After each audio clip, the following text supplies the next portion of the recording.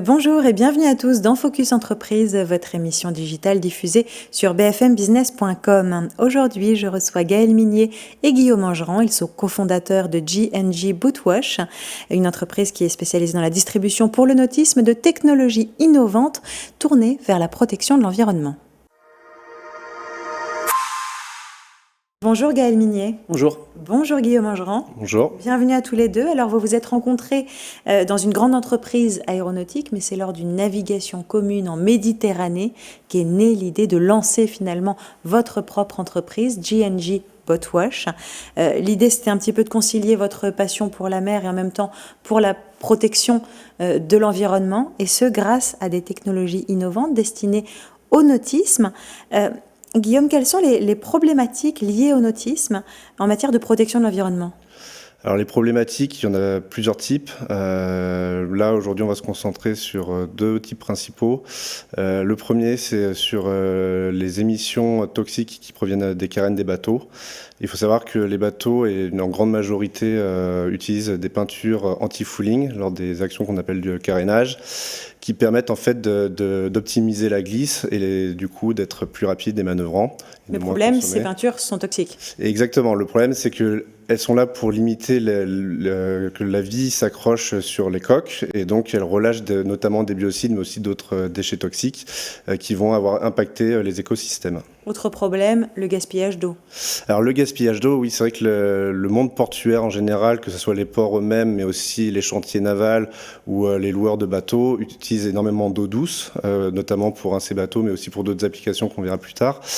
Et c'est dommage, c'est qu'aujourd'hui, essentiellement d'ailleurs en France, on constate que l'eau provient des nappes phréatiques par le réseau, alors que finalement cette ressource existe à côté, et que si on arrive à la transformer pour pouvoir faire de l'eau douce, pas forcément potable, mais de façon écologique, à ce moment-là, pourquoi s'en priver ?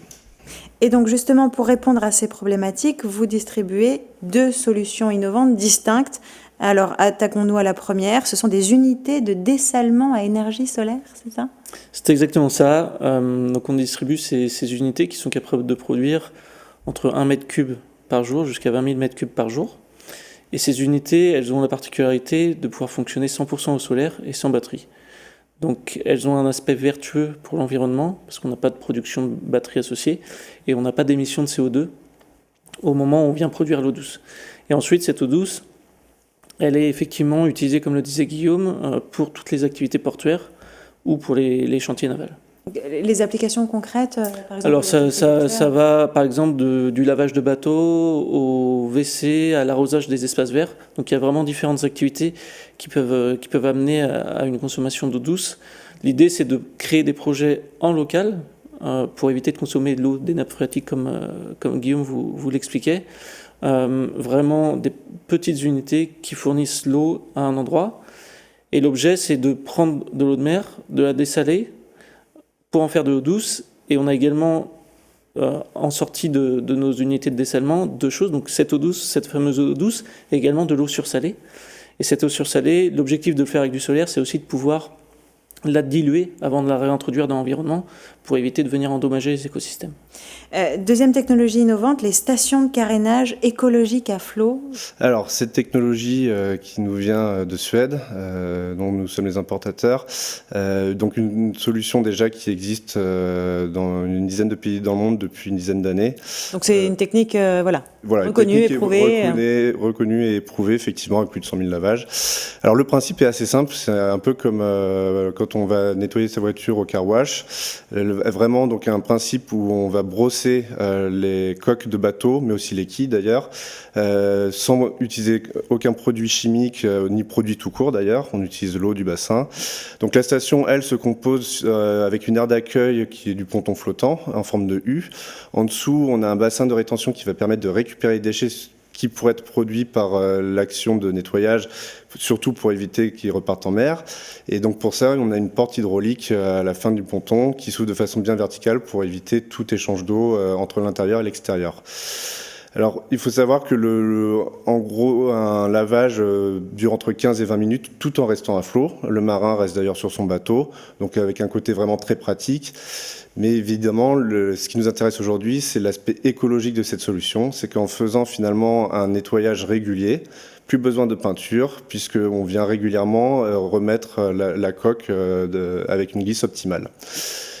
L'autre avantage aussi de cette solution, c'est l'aspect économique, puisque on essaye de proposer, en tout cas l'objectif c'est vraiment de proposer des abonnements illimités à l'année, pour justement que le marin, dès que son bateau n'est plus très propre, revienne et tout en gardant sa performance. Et finalement, c'est d'avoir ces abonnements pour un coût qui soit vraiment compétitif. On s'y retrouve, point de vue écologique, point de vue économique. Exactement. Pourquoi s'en priver? En décembre 2021, vous avez remporté le concours de l'innovation au Salon Nautique de Paris. Bravo, messieurs. Merci. À vos côtés, on compte aussi le célèbre navigateur Marc Guillemot, qui est devenu parrain en mars 2022. Côté développement, vous en êtes où? Alors, côté développement, tout l'enjeu de notre entreprise qu'on a créée il y a 2 ans, c'est finalement de démocratiser ces solutions. Donc, à la fois les unités de dessalement à énergie solaire Osmosun et les stations de carénage écologique à flot. Et donc, quand on dit démocratiser, c'est au même titre qu'on a des stations de lavage automobile partout. Il y en a vraiment qu'on puisse en prouver partout. Qu'on arrive dans différents ports à retrouver ces unités. En termes de développement sur les stations de carénage, aujourd'hui, on a installé une première station sur le ponton du Vendée Globe au Sable d'Olonne. On a d'autres projets qui sont en cours en France comme à l'étranger. Concernant les unités de dessalement, malheureusement, comme vous le savez, on a des vrais problèmes de sécheresse, notamment dans le sud de la France en ce moment. Et ça a finalement un petit peu accéléré le processus de décision et d'intérêt des ports. Et on a également plusieurs marques d'intérêt et projets en cours avec certains ports du sud de la France. Et je pense qu'en vous écoutant parler, on se rend compte qu'il y a la dimension de l'engagement à l'échelle de l'entreprise, mais c'est un véritable message que vous avez envie de faire passer. Oui, d'ailleurs, on peut en profiter effectivement pour dire que aujourd'hui, il existe des solutions face à plusieurs problématiques, puis des solutions qui sont peut-être même plus pratiques, voire et aussi économiques. Vous disiez viable économiquement. Exactement, donc il faut en profiter. Après, bon, j'ai moi un message aussi à passer plus pour le monde de la plaisance, où finalement essayer de réduire son impact écologique dans un moment finalement qui est du loisir et de détente. Et encore une fois, donc il y a des solutions, donc j'ai envie de dire allez-y. Eh bien, c'est noté, le message est passé. Merci à tous les deux d'être venus nous parler de J&J Boatwash sur le plateau de Focus Entreprise. Merci Léonore. Merci.